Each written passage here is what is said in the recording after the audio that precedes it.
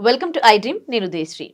కేరళలో ఒక ఏడాదిన్నర బాబుని తల్లే ప్రియుడి మోజులో పడి తన భర్త మీద ఉన్న కోపం అంతా చూపిస్తూ తీవ్ర చిత్రహింసలకు గురి చేసింది. ఆ బాబు మొత్తం కట్లతో ఉన్న వీడియో సోషల్ మీడియాలో వైరల్ అవుతుంది. అది చూస్తే ఎవరి గుండెలైనా ఇట్లా పగిలిపోయేలా బాధపడుతూ ఉన్నారు. కానీ ఆ తల్లి ఎలా చేయగలిగింది? 9 నెలలు ఆ బాబుని కని మోసి పెంచి, అసలు ఇదే ఇవాల్టి టాపిక్. అసలు కన్న తల్లులు ఎందుకు ఇంత క్రూయల్‌గా మారిపోతూ ఉన్నారు? ఇదేమన్నా సైకలాజికల్ ప్రాబ్లమా? ఎందుకు ఇలా జరిగింది? ఈ కేసులో మనతో మాట్లాడడానికి సైకాలజిస్ట్ విజయా సింగం గారు ఉన్నారు. స్టూడియోలో మాట్లాడదాం. నమస్తే అండి. నమస్తే మేడం. అంటే ఈ ప్రపంచంలో అన్ని కల్తీ అయిపోయినాయి, కానీ తల్లి ప్రేమ మాత్రము ఎప్పటికీ స్వచ్ఛమైంది అని అనుకుంటాం. కానీ ఇప్పుడైతే కొన్ని సంఘటనలు చూస్తూ ఉంటే ఇంకా కాదేది కల్తీకి అనర్హము అన్నట్టుగా తల్లి ప్రేమలో కూడా అంతా తేడా కనిపిస్తోంది.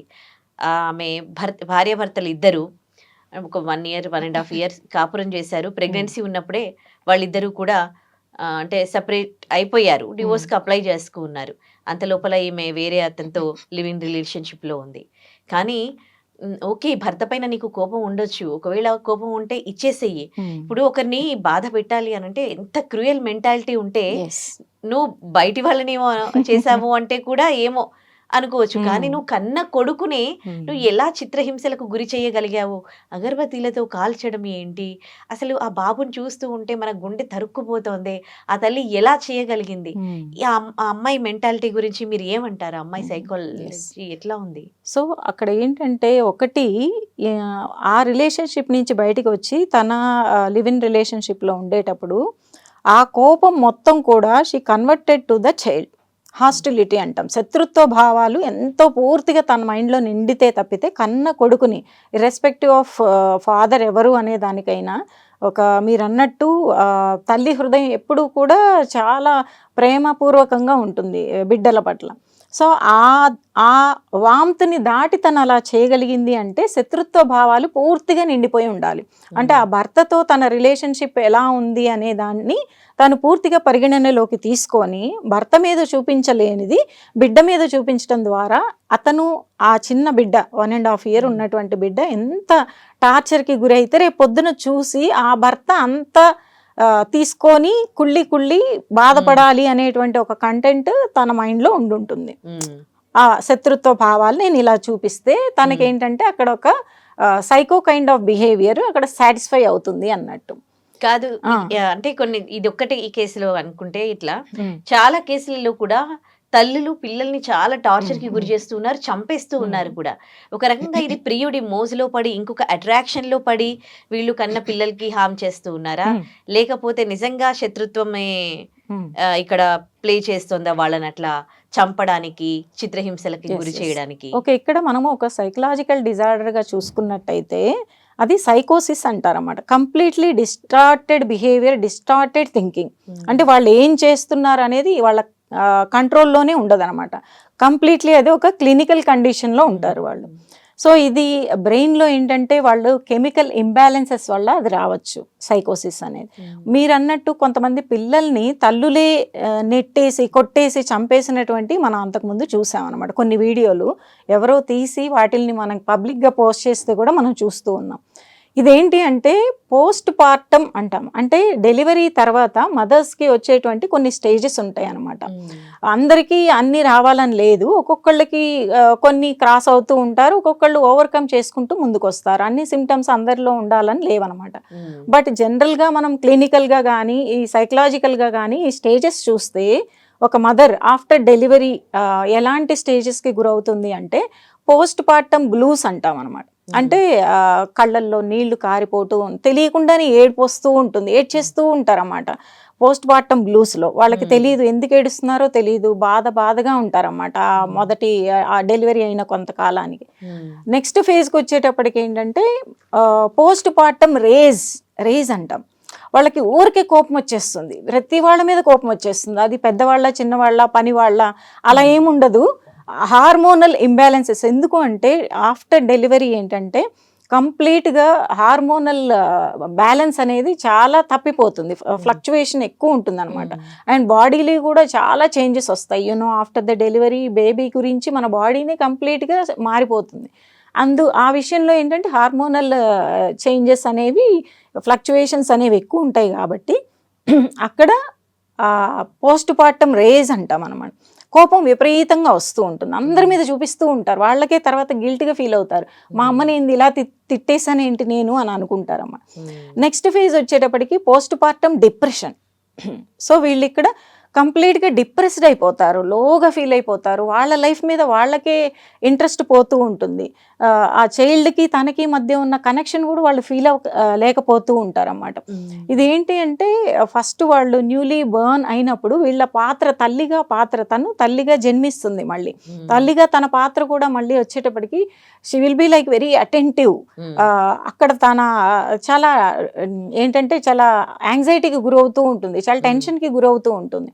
ఈ ఫేజ్లో మళ్ళీ డిప్రెషన్ అనేది వస్తుంది. కిడ్కి తనకి కనెక్షన్ కూడా అంత తను ఫీల్ అవ్వలేకపోతూ ఉంటుంది. తన లైఫ్ మీదే తనకి హోప్స్ అనేవి పోతూ ఉంటాయి, తన మీద తనకి ఇంట్రెస్ట్ లేకుండా పోతుంది. That is postpartum depression, PPD అంటామంట. వెరీ కామన్లీ మన దగ్గరికి కేసెస్ అనేవి ఎక్కువగా వస్తూ ఉంటాయి. ఆఫ్టర్ డెలివరీ ఇలా ఫీల్ అవుతున్నాం మేడం, చాలా ఇబ్బందిగా అనిపిస్తుంది, ఇలాంటి నెగిటివ్ థాట్స్ వస్తున్నాయి అని చెప్పి వచ్చి థెరపీస్ తీసుకుంటారు. నెక్స్ట్ వచ్చేటప్పటికి very dangerous kind of phase PPP అంటాం, PPP, పోస్ట్ పార్టమ్ సైకోసిస్ అంటాం అనమాట. ఇక్కడ వీళ్ళు ఏంటంటే కంప్లీట్గా distorted thinking and distorted behaviour అనేది వీళ్ళకు ఉంటుంది అనమాట. అంటే ఉన్నది లేనట్టుగా ఊహించుకోవటం, ఇంకా వాళ్ళల్లోనే ఫాల్స్ బిలీఫ్ సిస్టమ్ అనేది ఉంటుందన్నమాట. వాళ్ళు ఇంకా ఆ కండిషన్లో పిల్లల్ని ఇసిరేసేయటం, తోసేయటం, కొట్టి పడేయటం, ఇసిరి పడేయటం, గోడలకి ఎట్లా దెబ్బలు తగులుతున్నాయి, పిల్లలు ఎలా ఏడుస్తున్నారు, వాడు నా పిల్లాడా, నేను తల్లినా, ఇలాంటివి ఏమీ ఉండదు అనమాట వాళ్ళకి. చాలా కొన్ని మనము యూట్యూబ్లో కూడా కొన్ని ర్యాండమ్గా పెట్టారు. అంటే డెలివరీ అవ్వగానేనా లేకపోతే అయిన కొంత 1.5 year గ్యాప్లో ఇవన్నీ కూడా జరుగుతూ ఉంటాయి అన్నమాట. ఈ ఫేజెస్ ఒక్కొక్కళ్ళకి 1 yearలో ఎక్కువగా కనిపిస్తాయి, 1.5 year ఒక్కొక్కళ్ళకి 1.5 year లోపు అన్నట్టు మనం చెప్పాం. 1 year is the crucial period. అందుకే కొత్తగా ఉన్నటువంటి ఆ తల్లిని తల్లిదండ్రులు, వాళ్ళ తల్లిదండ్రులు కానీ లేకపోతే భర్త కానీ కొంచెం జాగ్రత్తగా వచ్చే చేంజెస్ని చూస్తూ వాళ్ళకి సపోర్టివ్గా ఉంటే దాని నుంచి ఈజీగా బయటపడతారు. అంటే వాళ్ళు బేబీని హామ్ చేస్తారా లేకపోతే బయట ఎవరినైనా హామ్ చేస్తారా? ఇట్లా అంటే వాళ్ళ చుట్టూ ఎవరైతే ఉన్నారో ఫస్ట్ బేబీ అనేది తనకి డిపెండెంట్ కదా, ఎదురు తిరిగే వాళ్ళు కాదు కాబట్టి వాళ్ళు ఈజీగా తన మీదకి అటాక్ అయిపోతారు. ఎవ్రీ టైం అవైలబుల్గా ఉండేది బేబీనే కాబట్టి తన మీదకే వస్తుంది. పెద్దవాళ్ళు అనేటప్పటికీ వాళ్ళకి అంత ఉండదు కదా చాయిస్. దట్స్ వై ఎక్కువ కేసెస్లో బేబీ మీదే చూపిస్తారు. వాళ్ళ బాండింగ్ ఏంటి ఇదేంటి ఏం ఉండదు వాళ్ళకి. ఏంటంటే completely the thinking got distorted and the behaviour also dysfunctional and maladaptive బిహేవియర్కి వెళ్ళిపోతారు అన్నమాట. అందుకే మనం that word we use as సైకోసిస్ అంటాం. అంటే ఇది పోస్ట్ పార్టమ్ తర్వాత వచ్చేదే అని అనలేము. ఇలా ఒక ఫేజ్ ఉంది. ఇప్పుడు మనం చెప్పుకునే దాంట్లో అది అవ్వచ్చు అవ్వకపోవచ్చు. ఇప్పుడు మానవత్వ విలువలు తగ్గిపోయినా కానీ అది సైకోసిస్ అనే పెట్టక్కర్లేదు. కంప్లీట్గా వాళ్ళు శత్రుత్వంతో కూడా చేయొచ్చు. ఇలా గడ్జి పెట్టేసుకొని ఆ వ్యక్తిని నేను ఇలా చెయ్యాలి అంటే ఇది ఇక్కడ చూపించేస్తారు అన్నమాట. ప్రొజెక్షన్, అక్కడ చూపించాల్సింది తీసుకొచ్చి ఇక్కడ చూపించడం అంటారు అన్నమాట. అక్కడ చేయలేనిది తీసుకొచ్చి ఇక్కడ చేయటం అంటారు. కానీ ఇక్కడ మనం చూసుకుంటే ఎక్కువగా సైకలాజికల్గా డిస్టర్బ్ అయిన వాళ్ళు ఇంత దానికి దారి తీసేటువంటి అవకాశాలు కూడా ఉంటాయి అన్నమాట.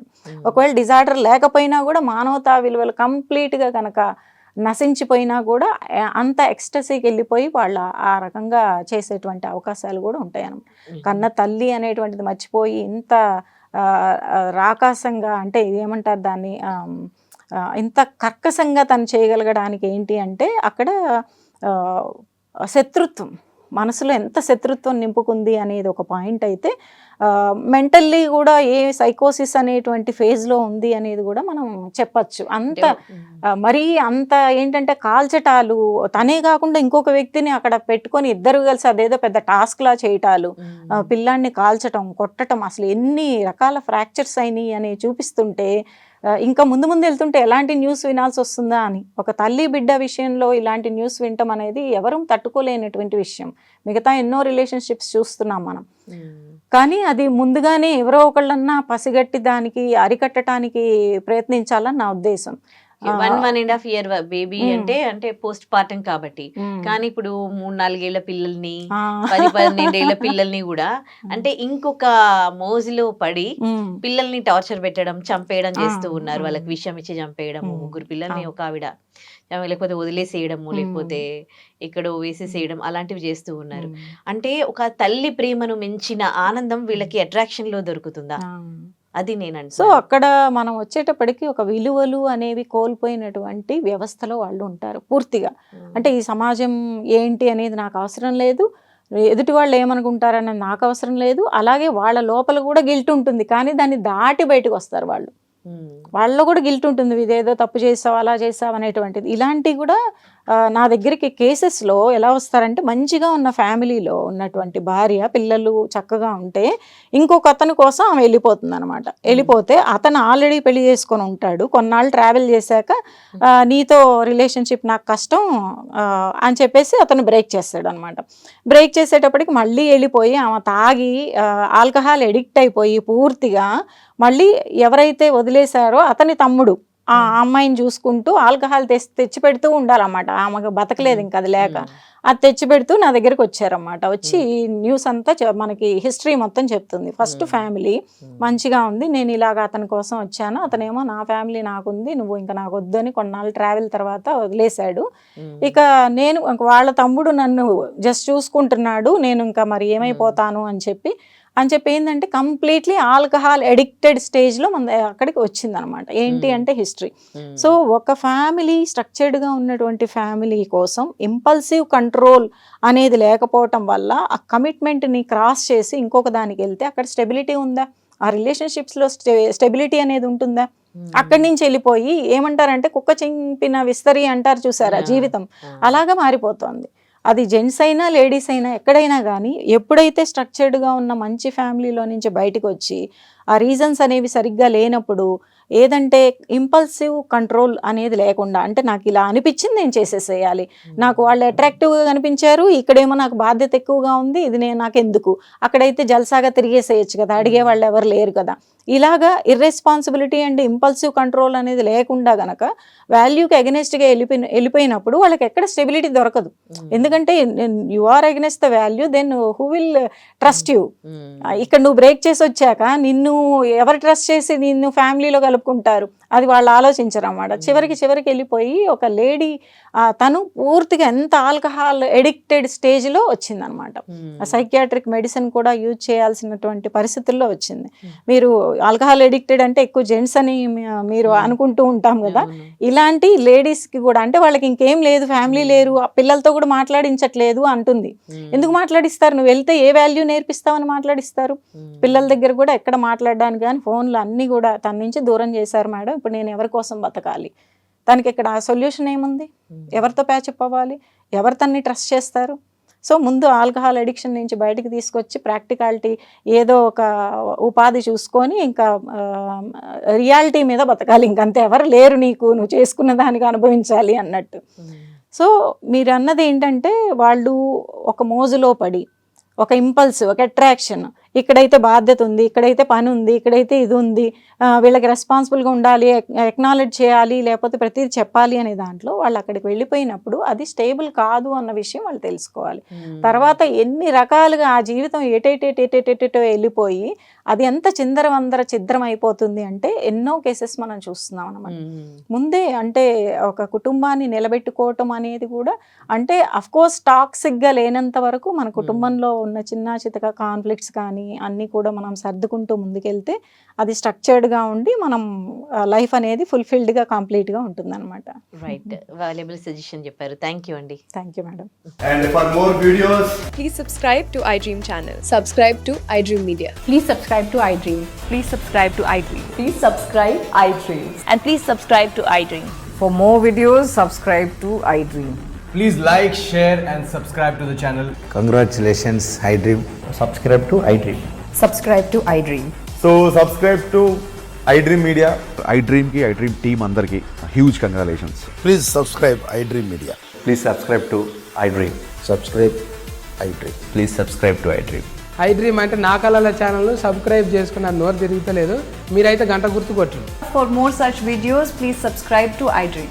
Subscribe to iDream. Please subscribe to iDream. Please subscribe iDream Media. Please do subscribe to iDream. Please subscribe to iDream Media. For best entertainment and information, please subscribe iDream. And don't forget to subscribe to iDream.